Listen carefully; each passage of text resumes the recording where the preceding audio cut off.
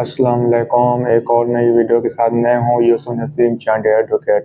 آج ہم ایک اور بہت اہم ٹاپک پہ بات کرتے ہیں، غیر معجل حق مہر، جس کو ہم ڈیفرڈ ڈاور کہتے ہیں۔ وہ کس ٹائم ادا کیا جا سکتا ہے یا اس کا ڈیمانڈ کس ٹائم کیا جا سکتا ہے؟ اس بات پہ سپریم کورٹ نے ایک بہت اہم فیصلہ دیا ہوا ہے، جس کا پیج ہے 2009 SCMR 1458۔ سپریم کورٹ نے اپنے فیصلے میں واضح کیا کہ اگر نکاح نامے میں حق مہر کے کالم میں یہ ذکر کیا گیا ہو کہ حق مہر غیر معجل، جس کو ہم ڈیفرڈ کہتے ہیں، لکھا گیا ہے، تو اس کی ادائیگی کا وقت شادی کے اختتام پر ہوگا، یعنی طلاق یا شوہر کی وفات کی صورت میں واقع ہوتا ہے۔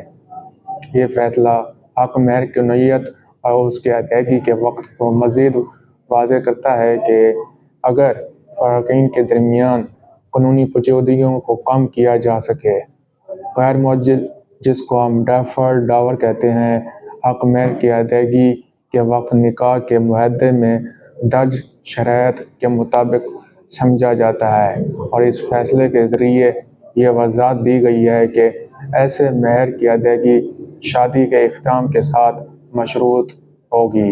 یہ فیصلہ اسلامی قانون کی تشریح اور نکاح کے قانونی معاہدے کو بہتر طور پر سمجھنے میں اہمیت رکھتا ہے۔